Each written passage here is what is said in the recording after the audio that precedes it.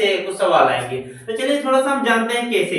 जैसे इसका उपयोग होता कहाँ होगा, तो जैसे समझते हैं कि हम जैसे अपने क्लास में रहते हैं और बहुत सारे बच्चे बैठे रहते हैं जैसे क्लास में। जैसे माना हम अपनी क्लास में बैठे हुए हैं, जैसे यही मान लीजिए, कहीं भी मान लीजिए, उसमें कोई वो नहीं। जैसे ये क्या है, स्तंभ है, तो एक दो तीन चार माना ये क्या है, स्तंभ। पंक्तियां भी मान लेते हैं, एक दो तीन चार, ये पंक्तियां।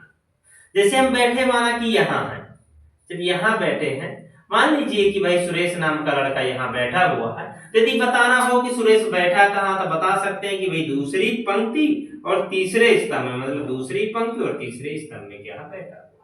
जैसे कह दें कि अमन नाम का लड़का यहाँ बैठा हुआ, तो अमन को क्या बता सकते हैं कहाँ बैठा, तो पहली पंक्ति और चौथे स्तंभ में। तो पहली पंक्ति और चौथे स्तंभ, कुछ इस प्रकार क्या है, इसका क्या होता है, दैनिक जीवन में उपयोग होता है। और भी कई सारी चीजों में क्या है, इसका उपयोग होता है। तो चलिए आगे थोड़ा सा और समझते हैं इसे।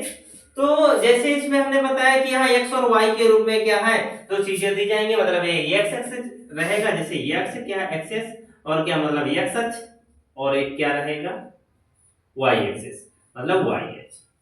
दो अक्ष हम लोग कर रहे हैं, ठीक है। देखिए x अक्ष का एक नाम क्या होता है, ये पूछा भी जाता है। x अक्ष को हम लोग क्या कहते हैं, भुज भी कहते हैं।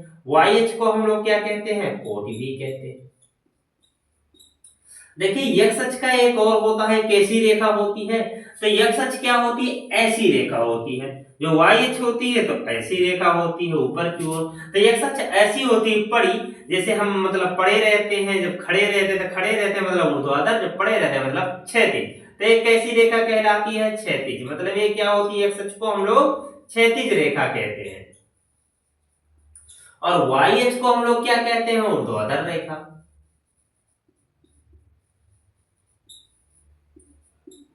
ऊर्ध्वाधर रेखा। तो चलिए थोड़ा सा देखिए इन्हें बनाते हैं निर्देशांक हम लोग। तो देखिए जैसे ये क्या है, तो ये हमने बना दिया, ये x अक्ष है, ये क्या है, y अक्ष है। तो देखिए आपने पढ़ी रखा कक्षा 9 में कि यहाँ है क्या, तो देखिए यहाँ क्या होता है, x, और इधर क्या होता है x डैश, ये y होता है और ये y डैश। जहां ये दोनों क्या है, रेखाएं मिलती हैं, x अक्ष और y अक्ष, जहां एक दूसरे को प्रतिच्छेद करते हैं, उस बिंदु को हम लोग कहते हैं मूल बिंदु, ओरिजिन पॉइंट। क्या कहते हैं, मूल बिंदु। इसे कहते हैं ओरिजिन पॉइंट। तो देखिए ये क्या ओरिजिन पॉइंट, ओरिजिन पॉइंट को हम O से डिनोट करते हैं। तो मूल बिंदु के जो निर्देशांक होते हैं ओरिजिन पॉइंट के, तो 0 0 होते हैं। ये भी याद रखना कि भाई मूल बिंदु के जो निर्देशांक होते हैं तो क्या होते हैं, मूल बिंदु के निर्देशांक क्या होते हैं, 0 0 होते हैं। ये भी क्वेश्चन आता है ऑब्जेक्टिव में। तो देखिए मूल बिंदु के निर्देशांक ये होते हैं। अब देखिए यहाँ क्या है, x मतलब ये क्या है, प्लस का है, ये y क्या होता है, प्लस का होता है, और ये x डैश मतलब क्या है, इधर माइनस का, और ये भी क्या है, माइनस। अब देखिए जहां मूल बिंदु रहता है वहीं से संख्याएं लिखते हैं। जैसे हम लोग संख्या रेखा में डिनोट करते हैं, वही संख्या रेखा ही यहाँ मिला है दोनों। तो देखिए जैसे यहां से है तो इधर क्या है, एक जैसे है, यहाँ दो है, यहाँ तीन है, ऐसा। जैसे इधर है तो इधर एक है, इधर दो है, इधर तीन है, ऐसा। इधर यदि लिखेंगे तो इधर भी एक से शुरू होगा, लेकिन काय में माइनस में, माइनस एक, माइनस दो, ऐसे इधर भी माइनस एक और माइनस। देखिए इसमें जब इसे हमने चतुर्थांश को मिलाया तो चार भागों में कट गया। देखो ये इसका क्या है, जैसे पहला भाग है, कैसा कौन सा भाग है, पहला। ये दूसरा भाग, ये क्या है, दूसरा भाग है। ये क्या है, तीसरा है। ये चौथा है। ये चार भाग होते इसलिए इसे क्या कहते हैं, चतुर्थांश। तो ये क्या पहला चतुर्थांश है। इनके देखो चिन्ह भी क्या है, याद रखिएगा। तो देखिए इसके चिन्ह क्या होते हैं, तो ये चतुर्थांश इन दोनों के बीच में, तो यहाँ x और y के रूप में क्या है, वैल्यू लिखी जाती है, मतलब निर्देशांक x और y के रूप में लिखेंगे।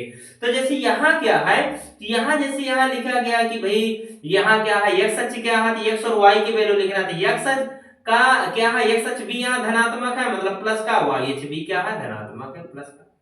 देखिए यहाँ क्या है, यहाँ x अक्ष क्या है, देखिए इन दोनों के बीच में x क्या है, ऋणात्मक, और ये क्या है, ये धनात्मक है, y मतलब ये माइनस का है, प्लस का है। और यहाँ देखिए ये तृतीय जो चतुर्थांश होगा तो इसके निर्देशांक क्या होंगे, ये इन दोनों के बीच में, तो यहाँ का चिन्ह भी क्या है, ऋणात्मक, यहाँ का भी ऋणात्मक, मतलब ये भी ऋण का और ये भी ऋण का। और देखिए यहाँ चौथे में देखिए तो चौथा जो चतुर्थांश होता है तो इसके चिन्ह क्या, पहले x का लिखेंगे तो x क्या है धनात्मक, फिर y का y क्या है ऋणात्मक।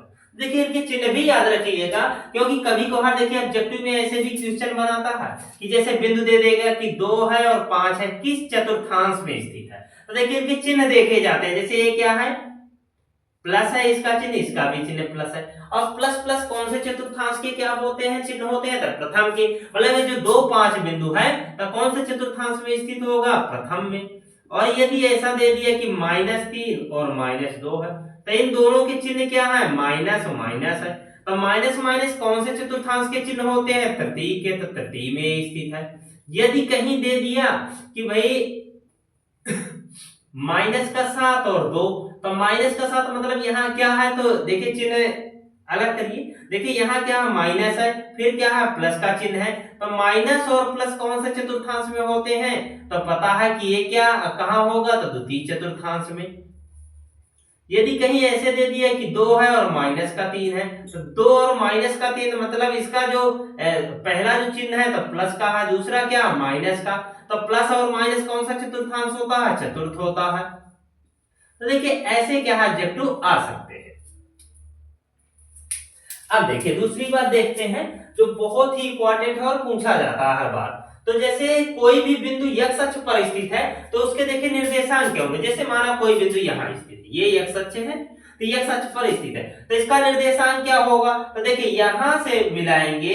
जैसे यहाँ कोई बिंदु होता तो यहाँ वही मिलाते हैं कि यहाँ देखिए x का वैल्यू क्या है 2 था और y का भी लगभग क्या है 2 था, तो मान लेते हैं कि यहाँ 2 है, ठीक है।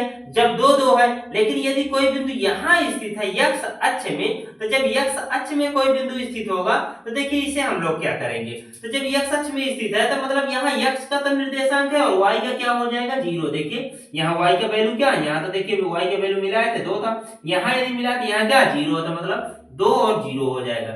यदि मतलब कोई भी बिंदु है जो x अक्ष पर स्थित है, तो x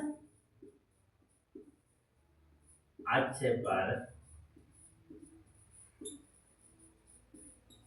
स्थित बिंदु, देखिए x अक्ष पर जो स्थित बिंदु होता है तो उसके जो निर्देशांक होते हैं, क्या होते हैं निर्देशांक। देखिए उसके निर्देशांक में केवल क्या होता है x का वैल्यू होता है, y का क्या होता है 0 होता है। ठीक इसी प्रकार यदि y अक्ष पर कोई बिंदु होगा तो उसमें क्या होता है y के निर्देशांक होता है और x का नहीं होता, तो x का क्या रहेगा 0 और y का क्या रहेगा y, मतलब y का कोई ना कोई निर्देशांक होगा, जैसे 2 3 कोई भी मान। तो देखिए ये भी देखिए पूछा जाता है कि y अक्ष पर यदि बिंदु स्थित है तो उसके क्या होते हैं 0 और क्या है y, और यदि x अक्ष पर है तो x और क्या है 0, मतलब यहाँ y क्या है 0 है, यहाँ x 0। अब देखिए इसके बाद देखिए बहुत सारे ऐसे भी क्वेश्चन आते हैं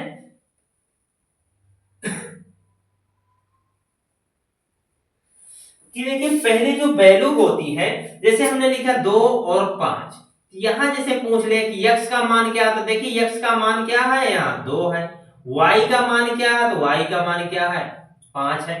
जैसे पूछ लिया कि -7 और 5, तो यहाँ भी क्या है x का मान क्या हो जाएगा -7, y का मान क्या हो जाएगा 5। ऐसे मतलब क्या है यहाँ वैल्यू भी पूछ सकता है, और ये भी पूछ सकता है कि यहाँ देखिए ये जो बिंदु है तो यहाँ इस बिंदु पर क्या है कोटि क्या है और भुज क्या है। तो यदि इस पर पूछे कि भाई कोटि क्या है, तो कोटि देखिए क्या हो जाएगा, कोटि देखिए क्या हो जाएगा, तो कोटि यहाँ क्या है 5 है, और भुज क्या है, भुज क्या है तो देखिए 2 है। मतलब x को हम लोग क्या कहते हैं भुज कहते हैं और y को क्या कहते हैं कोटि कहते हैं। अब देखिए